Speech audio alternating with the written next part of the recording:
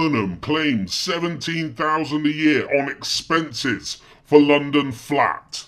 Andy Burnham is claiming £17,000 a year in expenses to rent a flat in London despite owning a property in the capital. The favourite to win the Labour leadership has been receiving £1,449.98 each month for a flat in Kennington, South East London since July 2012. Mr Burnham, the Shadow Health Secretary, also gains an income from renting a nearby two-bedroom flat in Kilner House near Kennington.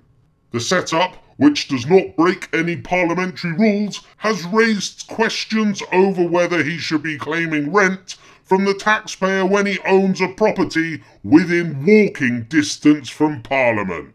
Sir Alistair Graham, the former chairman of the Committee on Standards in Public Life, told the Sunday Times the arrangement was wrong and shows a lack of judgment. A spokesman for the MP said Mr Burnham was forced into this arrangement by a change in the rules.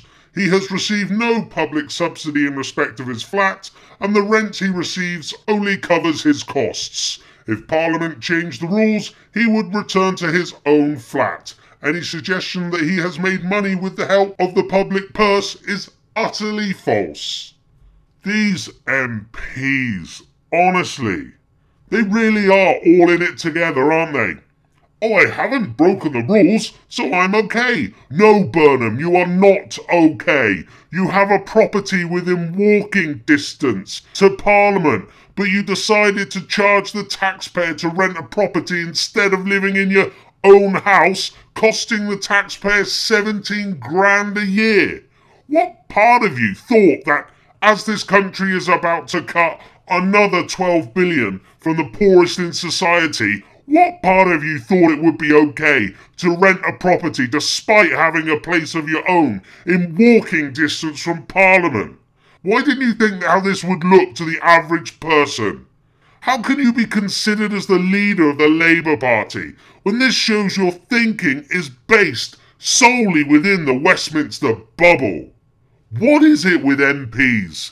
Why do you take the piss so much? Why do you push the rules to the limits? The average person just cannot relate to the way your mind makes decisions. You simply do not live in the real world. What on earth goes through that never had to worry about a real job before brain? You say that you haven't broken any rules because the rules, despite the expenses scandal, are still a joke. But where is your moral compass?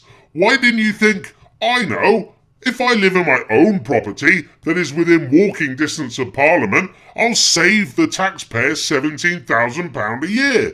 Now that's a good idea, especially as the country is going through austerity at the moment.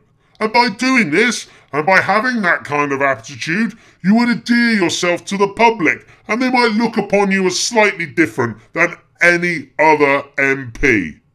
I bet you didn't even once think this, did you?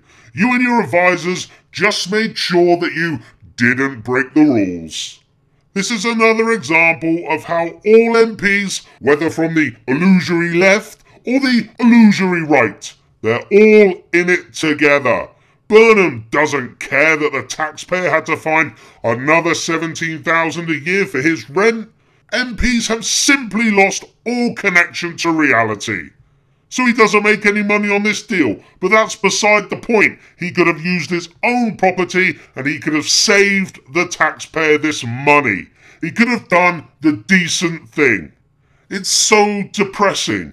Labour, Tories, it doesn't matter. They may as well come out and say, just let them eat cake.